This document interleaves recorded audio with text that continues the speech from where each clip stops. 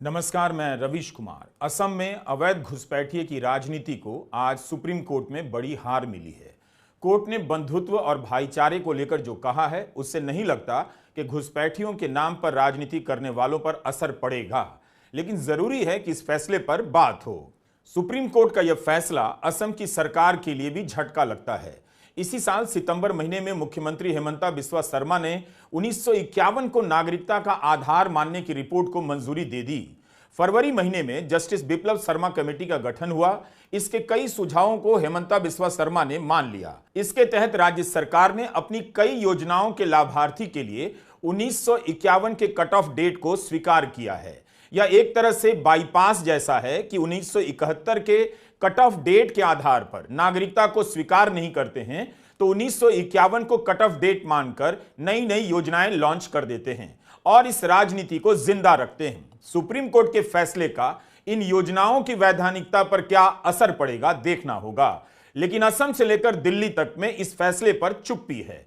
कहीं कोई बहस नहीं। नागरिकता के लिए 1951 को कट ऑफ डेट मानने की राजनीति को आज इतना बड़ा झटका लगा, मगर कोई हंगामा नहीं। असम के कुछ संगठनों ने सुप्रीम कोर्ट में याचिका दायर की थी कि नागरिकता कानून 1955 का सेक्शन 6A बांग्लादेश से आए अवैध घुसपैठियों को वैधता प्रदान करता है। सुप्रीम कोर्ट ने इसे सही नहीं माना। चीफ जस्टिस DY चंद्रचूड़ की अध्यक्षता में संविधान पीठ ने 4-1 के फैसले में सिटीजनशिप एक्ट 1955 के सेक्शन 6A की संवैधानिक मान्यता को बरकरार रखा है। यह बहुमत का फैसला है। सिटीजनशिप एक्ट का सेक्शन 6A एक विशेष प्रावधान है जिसके तहत असम में 1 जनवरी 1966 और 25 मार्च 1971 की तारीख से पहले आने वाले प्रवासियों को भारत की नागरिकता दी जा सकती है। सिटीजनशिप एक्ट में यह प्रावधान 15 अगस्त 1985 को हुए समझौते के बाद जोड़ा गया। उस दिन राजीव गांधी की सरकार ने ऑल असम स्टूडेंट्स यूनियन आसू और असम आंदोलन के प्रतिनिधियों के साथ एक समझौता किया था जिसे असम अकॉर्ड कहा जाता है। इसी के बाद 1955 के नागरिकता कानून में यह प्रावधान जोड़ दिया गया। अदालत के फैसले पर आने से पहले यह जान लेना जरूरी है कि इसकी राजनीति क्या है और कौन कर रहा है। असम सम्मिलिता महासंघ नाम के सिविल सोसाइटी समूह ने 2012 में सिटीजनशिप एक्ट के इस सेक्शन के विरुद्ध याचिका दायर की थी। बाद में अखिल असम अहोम एसोसिएशन और कुछ अन्य संगठनों ने भी इस याचिका में अपने आप को शामिल कर लिया। 6A का प्रावधान असंवैधानिक है, ऐसा मानने वाले याचिकाकर्ताओं का कहना था कि यह प्रावधान संविधान के अनुच्छेद 14, 21 और 29 का उल्लंघन करता है। इसके कारण असम में बांग्लादेश से आने वाले अवैध प्रवासियों को नागरिकता मिल जाती है। इसलिए याचिकाकर्ता चाहते हैं कि यह प्रावधान ही रद्द कर दिया जाए ताकि असम के स्थानीय लोगों के अधिकार का हनन नहीं हो। इन याचिकाकर्ताओं का कहना है कि बाहरी लोगों के आने से स्थानीय संस्कृति, भाषा और आबादी में बदलाव आ रहा है। असमिया लोग अपने ही राज्य में अल्पसंख्यक बनते जा रहे हैं। उनका यह भी कहना था कि राष्ट्रीय नागरिकता का जो रजिस्टर है NRC, उसे 1951 के आधार पर अपडेट किया जाए, 1971 के आधार पर नहीं। पिछले कुछ सालों में भाजपा और खासकर उनके मुख्यमंत्री अवैध प्रवासी शब्द को अपनी राजनीति की धुरी बना चुके हैं। अवैध घुसपैठिया, डेमोग्राफी का बदलना राज्य की सबसे बड़ी समस्याएं बताई जाती हैं। असम की राजनीति में अवैध घुसपैठिए का भूत असम में नहीं, चुनावों के अनुसार बंगाल में भी नचाया जाता है। इन दिनों यह भूत झारखंड में नचाया जा रहा है। हजारों करोड़ रुपए खर्च कर नागरिकता रजिस्टर NRC तैयार हुआ। आपको याद होगा कई महीनों तक इसे लेकर बहस चलती थी, टीवी में कड़वे बयान दिए जाते थे, खबरें छपती थीं, लोगों में असुरक्षा पैदा की जाती थी। कुछ लोग मर भी गए और फिर इसे डंप कर दिया गया क्योंकि जितनी बड़ी आबादी या संख्या बताई गई थी वो निकलकर नहीं आई। इस संदर्भ में इन याचिकाओं का सुप्रीम कोर्ट की संवैधानिक बेंच के सामने खारिज हो जाना एक बड़ी राजनीतिक घटना बन जाती है। सुप्रीम कोर्ट ने अपने फैसले में कहा है कि सिर्फ डेमोग्राफी यानी आबादी में बदलाव को अनुच्छेद 29(1) के अंतर्गत मिलने वाले अधिकारों का हनन नहीं मान सकते। इसे मान लेने के बहुत दूरगामी परिणाम हो सकते हैं। हमारे संविधान निर्माताओं ने जिस बंधुत्व का सपना देखा और जिस विविधताओं से भरे देश की कल्पना की है, यह उसे कमजोर कर सकता है। ऐसे ही दूसरे राज्यों से भी लोग अंतर्राज्यीय प्रवास को आधार बनाकर अनुच्छेद 29(1) के तहत अपनी भाषा और संस्कृति के अधिकारों की रक्षा की मांग उठा सकते हैं। ना तो भारत का संविधान और ना ही यह न्यायालय एक ऐसे भारत की कल्पना करता है जो भीतर से एकसार इलाकों का संघ बनकर रह जाए, यानी ऐसा इलाका जहां एक ही तरह के लोग रहते हैं। क्या इस फैसले के आधार पर मोदी सरकार के समय पास हुए सिटीजनशिप अमेंडमेंट एक्ट की व्याख्या की जा सकती है? क्या यही राय नागरिकता कानून के नए संशोधन को अवैध साबित करती हुई लगती है? इसी साल 11 मार्च 2024 को भारत सरकार ने नागरिकता कानून को नोटिफाई किया, जबकि इसे पास हुए 5 साल हो गए थे। 11 दिसंबर 2019 को जब नागरिकता कानून पास हुआ, तब इसके खिलाफ इंडियन यूनियन मुस्लिम लीग सुप्रीम कोर्ट चली गई। बाद में इस पर कई और याचिकाएं दायर हुईं और इस समय सीएए को चुनौती देने वाली 200 से अधिक याचिकाएं सुप्रीम कोर्ट में लंबित हैं। इनमें से ज्यादातर में सीएए को संविधान के अनुच्छेद 14 और अनुच्छेद 21 को आधार बनाकर चुनौती दी गई है। नागरिकता कानून में नई बात यह जोड़ी गई थी कि पाकिस्तान, अफगानिस्तान और बांग्लादेश से प्रताड़ित होकर भारत आने वाले हिंदू, सिख, बौद्ध, पारसी, जैन और ईसाइयों को नागरिकता दी जाएगी। इसमें मुसलमानों और श्रीलंकाई तमिलों को शामिल नहीं किया गया था। इसके आलोचकों का कहना था कि धर्म के आधार पर नागरिकता देने की बात संविधान की मूल भावना के खिलाफ है। कोर्ट ने याचिका के आधार पर तुरंत रोक लगाने से इनकार तो कर दिया, कहा कि सभी याचिकाओं को एक साथ सुना जाएगा। हमारा सवाल है कि बंधुत्व और भाईचारे के हिसाब से कोर्ट का यह फैसला नागरिकता कानून को किस तरह प्रभावित करता है। जब फैसला आएगा तभी पता चलेगा।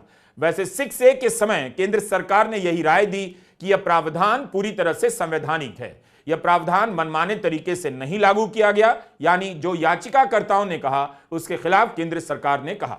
हमें ध्यान रखना चाहिए कि संविधान पीठ की सुंदर और आदर्श लगने वाली यह बात केवल 1971 के पहले असम में आए लोगों पर लागू होती है।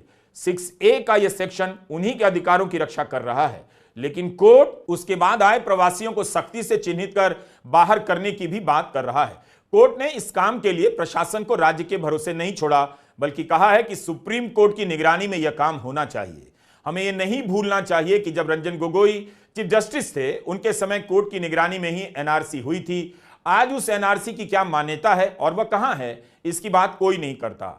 चीफ जस्टिस DY चंद्रचूड़ ने अपना सहमति में लिखा फैसला सुनाते हुए कहा कि कोर्ट के सामने मुख्य रूप से इन बिंदुओं पर विचार करना था। क्या नागरिकता प्रदान करना अनुच्छेद 11 के तहत विधायिका के अधिकार क्षेत्र में आता है? बहुमत बेंच ने माना संसद को इस बारे में निर्णय लेने का अधिकार है, लेकिन यह भी कहा कि सेक्शन 6A मानवाधिकार संबंधी चिंताओं और स्थानीय आबादी के संरक्षण में संतुलन बनाने के लिए लागू किया गया। क्या सेक्शन 6A में निर्धारित कट ऑफ तारीख असम को बाकी देश से अलग चिन्हित करती है? इस पर कोर्ट ने कहा बांग्लादेश से लंबी सीमा साझा करने वाले दूसरे राज्यों के मुकाबले असम में प्रवासियों की आबादी का प्रतिशत कहीं ज्यादा है। असम में 40 लाख प्रवासी आबादी का प्रभाव पश्चिम बंगाल में 57 लाख प्रवासियों के मुकाबले कहीं ज्यादा माना जाएगा, क्योंकि असम पश्चिम बंगाल से छोटा राज्य है। इन आधारों पर असम के लिए सिटीजनशिप एक्ट में अलग से प्रावधान को सुप्रीम कोर्ट ने तार्किक माना। तीसरा सवाल है, क्या सेक्शन 6A में निर्धारित कट ऑफ और इसे लागू करने की प्रक्रिया असंवैधानिक है? कोर्ट ने अपने बहुमत के फैसले में इसे सही माना है और कहा है कि 25 मार्च 1971 की तारीख बांग्लादेश मुक्ति संग्राम के पूरे होने का दिन है, तो इसे बांग्लादेश युद्ध की पृष्ठभूमि में देखना चाहिए। संविधान पीठ की राय थी सेक्शन 6 से ना तो अति समावेशी है और ना ही अल्प समावेशी। चीफ जस्टिस DY चंद्रचूड़ ने कहा असम समझौता भारत में अवैध प्रवासियों की समस्या का एक राजनीतिक और विधायी समाधान था। चीफ जस्टिस की राय भी बहुमत में शामिल है, लेकिन उन्होंने अपना फैसला अलग से लिखा। उन्होंने इस तर्क को ही गलत बताया कि किसी राज्य में दूसरे जातीय समूह एथनिक ग्रुप के होने से वहां की स्थानीय आबादी के अधिकारों पर असर पड़ता है। इससे अनुच्छेद 29 के तहत भाषा और संस्कृति को जो संरक्षण मिलता है उसका उल्लंघन नहीं होता है। याचिकाकर्ताओं ने इसी को आधार बनाकर तर्क दिया था कि अवैध घुसपैठियों के आने से उनकी भाषा और संस्कृति को खतरा है। चीफ जस्टिस DY चंद्रचूड़ ने कहा कि मैं इस तर्क को स्वीकार नहीं कर पा रहा हूं। पहले तो संवैधानिक सिद्धांत के अनुसार किसी राज्य में केवल विविध जातीय समूहों का होना भरी वजह नहीं हो सकता कि उसे संविधान के अनुच्छेद 29(1) में प्रदत्त अधिकारों का उल्लंघन मान लिया जाए। जैसा ऊपर स्पष्ट किया गया है, अनुच्छेद 29(1) संरक्षण का अधिकार देता है, जिसका मतलब है संस्कृति और भाषा को बचाने के लिए सकारात्मक कदम उठाए जाएं। जस्टिस सूर्यकांत ने भी कहा कि याचिकाकर्ता यह दिखा ही नहीं पाए कि प्रवासियों की वजह से असमिया भाषा और संस्कृति पर क्या प्रभाव पड़ा है, बल्कि सेक्शन 6A के तहत जो प्रावधान है उसके कारण तो 1971 के बाद आए प्रवासियों को वापस उनके देश भेजना सुनिश्चित होता है। यानी याचिकाकर्ता साबित ही नहीं कर पाए कि आप अपनी भाषा और संस्कृति को इसलिए नहीं बचा पा रहे हैं क्योंकि वहां दूसरी भाषा और संस्कृति के लोग आ गए हैं।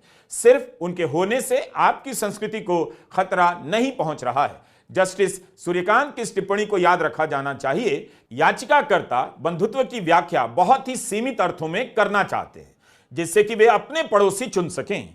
यह रवैया संविधान सभा द्वारा भाईचारे की व्याख्या और कोर्ट द्वारा तय किए गए कई फैसलों के जरिए उसके मतलब के विरुद्ध जाता है।